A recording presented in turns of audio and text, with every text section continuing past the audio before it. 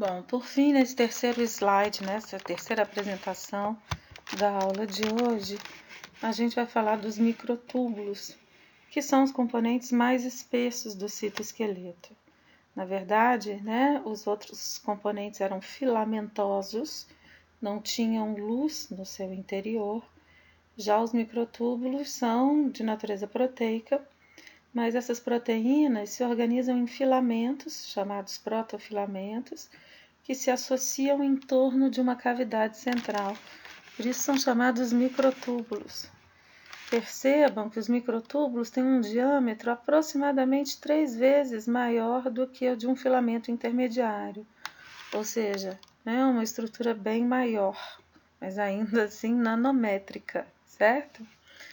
Bom, como a gente já tinha falado anteriormente, os microtúbulos são formados sempre, em qualquer tipo celular, pelo mesmo tipo de proteína, são as tubulinas. E da mesma forma como os microfilamentos, microtúbulos também são componentes instáveis. Então também tem duas extremidades, uma positiva, uma negativa. Positiva através da qual ele ganha novas tubulinas, a negativa a partir de onde as tubulinas se dissociam. E aquela lógica de balanço entre a intensidade de polimerização de novas tubulinas e intensidade de despolimerização das tubulinas vale aqui também. Então, apesar de ser instável, os microtúbulos do citoesqueleto eles podem manter o seu comprimento, desde que o balanço seja equivalente. Eles podem aumentar de comprimento, aumentar de tamanho, se a polimerização for mais intensa do que a despolimerização, ou eles podem encurtar, quando a despolimerização é mais intensa do que a polimerização, ok? Como qualquer componente do citoesqueleto, os microtúbulos também participam na manutenção da forma das células, na sustentação, etc. Mas os microtúbulos eles formam algumas estruturas que são duradouras na célula. Então, são estruturas que não precisam ficar mudando de comprimento, mudando de tamanho, sendo desfeitas e refeitas. Quando esses microtúbulos são usados com esse objetivo de formar essas estruturas, eles são associados a proteínas estabilizadoras, chamadas MAPs. Então, MAPs significa, de trás para frente, proteínas associadas a microtúbulos. E esses microtúbulos associados às MAPs, eles vão ser encontrados quando eles formam cílios, flagelos, centríolos ou corpúsculos basais. Mais para frente, ainda nessa aula, a gente vai comentar da estrutura de cada um desses componentes. Vamos detalhar um pouquinho esses microtúbulos, Outra função importante dos microtúbulos, específica deles, é a formação do fuso mitótico.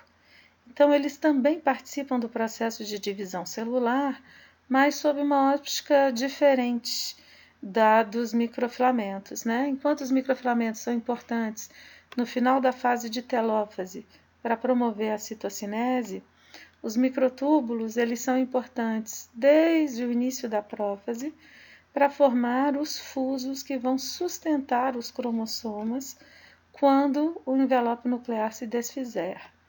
Esses microtúbulos vão levar os cromossomas até o centro da célula para serem pareados e depois vão diminuir de tamanho para fazer com que cada componente do par de cromossomo duplicado se dirija a uma extremidade da célula,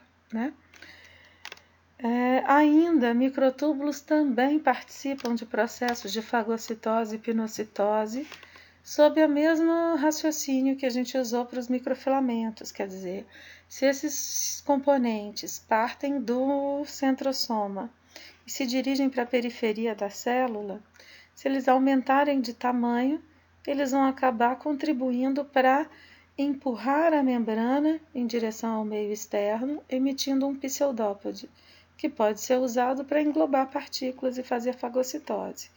Por outro lado, quando ele encurta, ele pode contribuir para a invaginação da membrana e contribuir para processos de pinocitose. Então, microtúbulos, assim como os demais componentes, têm funções comuns aos outros dois e funções específicas, que são essas que estão listadas aí no finalzinho do slide. Nesse slide a gente vê aí dois desenhos que representam a formação das tubulinas. Então nós temos dois dímeros, né? Nós temos dois tipos de tubulina, tubulina alfa e tubulina beta, né? Que são produzidas isoladamente a partir nossa, me deu um branco, dos polirribossomas, né? Então, às vezes produz a proteína alfa, às vezes produz a subunidade beta. A subunidade alfa e beta, elas têm muita afinidade química e logo que elas são liberadas no citosol, elas se associam formando o dímero de tubulina, que está representado no canto superior esquerdo desse slide. Os dímeros também têm afinidade de ligação com outros dímeros e eles polimerizam formando filamentos. Então, observa na parte inferior do desenho, né?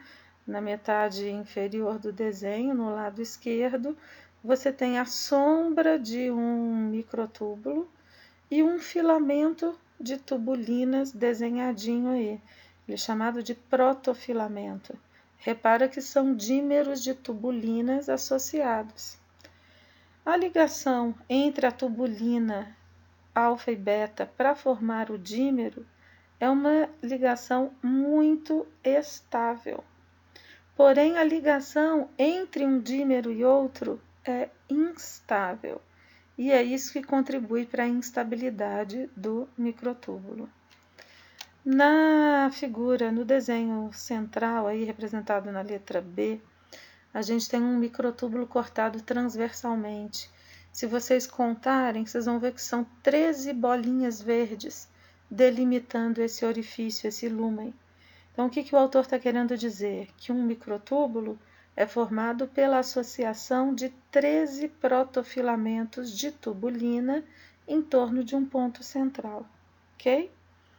E no canto direito do slide, vocês veem o que foi desenhado no centro, uma imagem real feita na microscopia eletrônica.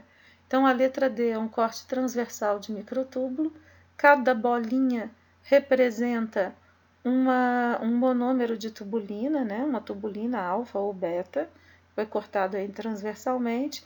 Se vocês contarem, vocês vão ver que são 13 bolinhas no entorno desse orifício central. E na figura ilustrada aí, ou designada com a letra E, vocês conseguem ver um microtúbulo em corte ou em visão longitudinal. Dá para a gente perceber 1, 2, 3, 4 protofilamentos de tubulina. Aí você vai perguntar, cadê os outros, né? São 13, cadê os outros 9? Os outros 9 estão fora do plano de corte, então a gente não consegue observar, certo? Bom, como eu já falei anteriormente, os microtúbulos eles também têm uma extremidade positiva e uma extremidade negativa. A extremidade positiva, né, ou chamada de positiva, é a extremidade através da qual novos dímeros de tubulina se associam ao microtúbulo. E a negativa é a extremidade onde as tubulinas se dissociam do microtúbulo. Aqui a gente vê uma célula, né, no microscópio eletrônico, e a gente vê 1, 2, 3, 4 microtúbulos cortados transversalmente, bem visíveis. Tem um quinto aqui no cantinho direito que foi mal cortado, o plano de corte não foi tão favorável assim. Bom, quando a célula está em intérfase, vamos lembrar o que é intérfase. Intérfase é um período da vida da célula em que ela não se divide, em que ela sobrevive e realiza suas funções, né? Então, na célula interfásica, a gente vai encontrar próximo ao núcleo o centríolo, que está representadinho aí em preto, né? São duas subunidades perpendiculares, no centro de um aglomerado de proteínas, formando com essas proteínas o que se chama centrosoma. O centrosoma é o centro organizador dos microtúbulos da célula. Então, vocês reparem que a partir do centrosoma, os microtúbulos irradiam em todas as direções, ocupando aí o citoplasma celular, né? Outra função que o microtúbulo pode ter numa célula interfásica é participar da formação de estruturas. Por exemplo, o próprio centríolo, que é a estrutura central do centrosoma, é formado por microtúbulos estabilizados por MAPs. Na figura C, a gente vê uma célula, a representação de uma célula ciliada, e a gente sabe que o cílio também é uma evaginação de membrana e precisa de uma sustentação. A sustentação é formada por microtúbulos, ao invés de ser formada por microfilamentos, como nas microvilosidades. E vocês observem que para cada cílio existe na sua base, na sua porção citoplasmática, uma estrutura que foi representada como um cilindro pretinho, que é chamado de corpúsculo basal. Esse corpúsculo basal é o centro que organiza a formação dos microtúbulos que formam cílios e flagelos. Para cada cílio ou para cada flagelo, na base dele, a gente vai encontrar um corpúsculo basal. Da mesma forma que para formar os microtúbulos que se irradiam pelo citoplasma nas células, em todas as células interfásicas, a gente encontra um centríolo, ok? Mais para frente a gente vai ver a estrutura de cada um deles. A figura B mostra uma célula fora da intérfase, ou seja, uma célula que está em processo de divisão celular. E aí a gente percebe o seguinte, são dois centríolos, um em cada extremidade da célula que se divide, e cada um desses centríolos organiza um centrosoma, a partir do qual se irradiam microtúbulos, né? Esses microtúbulos eles formam o fuso mitótico, que, como a gente já mencionou, vai organizar a divisão cromossômica da célula em divisão. Em outras palavras, quando uma célula se prepara para dividir, ela duplica tanto o seu material genético internamente dentro do núcleo, né, internamente ao núcleo, e ela duplica também o seu centríolo para poder formar o fuso mitótico. Então, a célula interfásica ela tem um centríolo só. Mas quando ela entra em divisão, antes dela entrar na divisão propriamente dita, ela produz um segundo centríolo, direciona esses centríolos para polos opostos e cada um desses centríolos organiza um feixe de microtúbulos instáveis que vai então formar o que a gente chama de fuso mitótico. Só compara o desenho, também é o centro organizador dos microtúbulos do fuso mitótico durante a divisão celular. Aqui é um outro desenho, uma representação gráfica aí, as duas subunidades de centríolo marcadas em azul e verde no centro do desenho, a área pretinha em volta é a área onde a gente encontra as proteínas de associação e os risquinhos verdes são ou representam os microtúbulos irradiando aí a partir do centrosoma. Outra figura mostrando a mesma coisa, né? Então, à esquerda, um desenho sem os microtúbulos que são formados aí no centrosoma e à direita o centrosoma com seus microtúbulos irradiando a partir deles. Lembra que a gente falou que o microtúbulo tem uma extremidade mais e uma menos, né? Uma positiva e uma negativa? Positiva por onde as tubulinas se associam e faz ele crescer, negativa onde as tubulinas dissociam e podem fazer ele encurtar, né? Então, repara que a extremidade mais, ou positiva, ela é mais afastada do centrosoma. Aqui a gente está vendo um desenho representando uma dinâmica ao longo do tempo. Então, vocês estão vendo aí, ó, que esses microtúbulos marcados com a setinha vermelha no desenho da esquerda, ao longo do tempo, o que aconteceu com eles? Cresceram. Enquanto que os que estão marcados com a setinha azul, ao longo do tempo, diminuíram, mostrando aí a instabilidade dinâmica, né, o dinamismo dos microtúbulos. Bom, nesse desenho a gente tem a representação dos microtúbulos fazendo alguma coisa dentro de uma célula, né? E a célula que o autor escolheu para representar essa função foi um neurônio.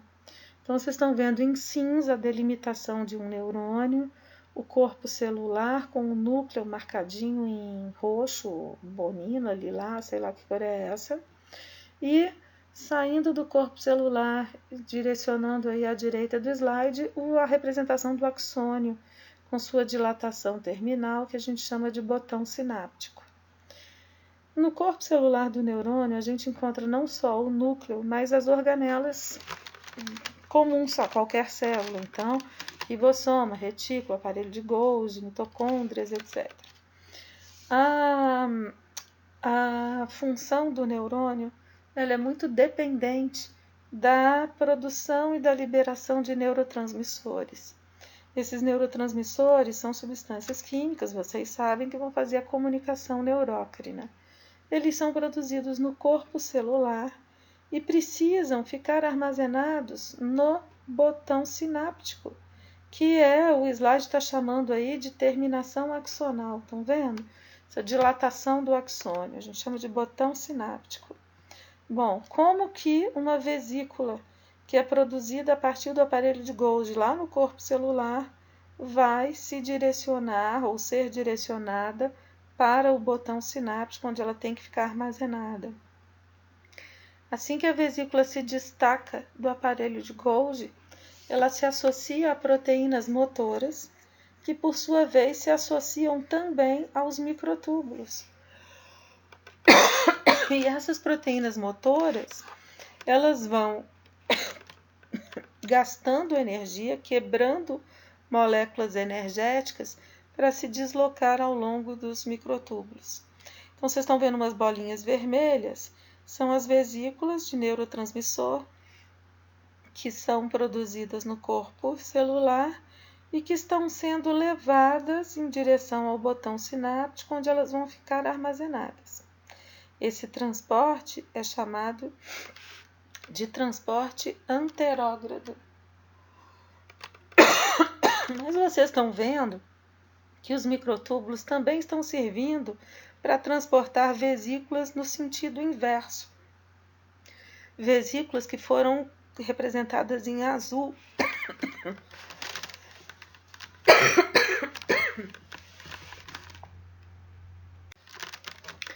Então, vesículas que foram representadas em azul.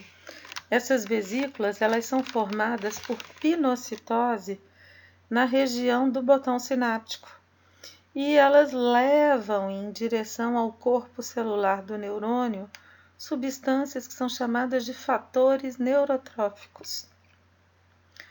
O transporte nessa direção, então, da extremidade em direção ao corpo celular, é chamado de transporte anterógrado e é feito também por proteínas motoras. Então, aqui a gente tem um desenho representando basicamente a mesma coisa que a gente estava vendo no slide anterior, só que ampliado. Então, a gente está vendo na parte de cima do microtúbulo as proteínas motoras chamadas cinesinas, carregando do corpo celular, ou seja, da extremidade menos, para o botão sináptico, ou seja, para a extremidade mais, as vesículas contendo os neurotransmissores. Outras coisas podem ser carregadas? Claro que podem, né?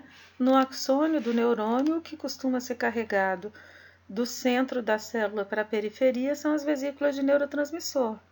Em outros tipos celulares, outras coisas são carreadas nesse sentido. Já na parte inferior do microtúbulo, vocês veem outro tipo de proteína motora, chamadas dineínas, que fazem o transporte anterógrado, ou seja, da periferia para o centro da célula. No caso dos neurônios, essas vesículas ou essas proteínas chamadas dineínas carregam vesículas contendo fatores neurotróficos, né? Que lembra, eu falei, são feitas por pinocitose.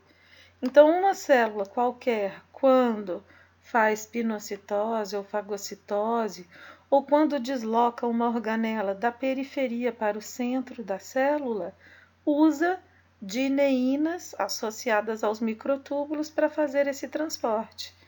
E quando a célula transporta alguma coisa, seja vesícula ou organelas, do centro para a periferia, ela usa as cinesinas associadas aos microtúbulos. Dineínas e cinesinas são proteínas muito parecidas na sua estrutura. Elas são dímeros, são proteínas diméricas, e elas se associam a moléculas energéticas, quebrando essa molécula energética e mudando de posição espacial. Então, cada autor representa de uma maneira. Tem autor que representa as duas extremidades das moléculas associadas ao microtúbulo, se afastando e se aproximando, como se fosse uma pessoa andando de patins, afastando e aproximando os pés. E tem autor que desenha essas proteínas meio que girando em torno do próprio eixo, carregando o que tiver que ser carregado. Então, o que a gente pode definir é que tanto a dineína quanto a cinesina, elas têm 3 extremidades. 2 que se associam às tubulinas dos microtúbulos e uma que se associa à membrana plasmática de alguma organela ou de vesículas. Cinesina sempre se desloca em direção à extremidade negativa, ou seja, em direção ao centro da célula, em direção à periferia, à extremidade positiva, enquanto que a dineína se desloca em direção ao centro, porque se desloca em direção à extremidade negativa do microtúbulo.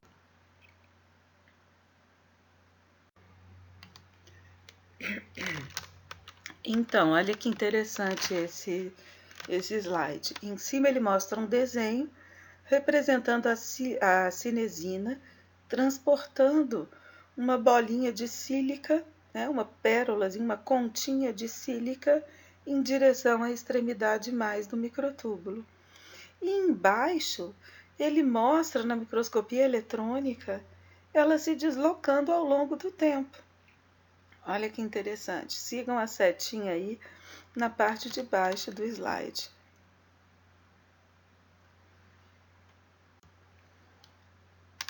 Bom, falamos, né, que os microtúbulos eles são instáveis, mas que quando eles formam determinadas estruturas, eles se associam às MAPs e ficam estabilizados.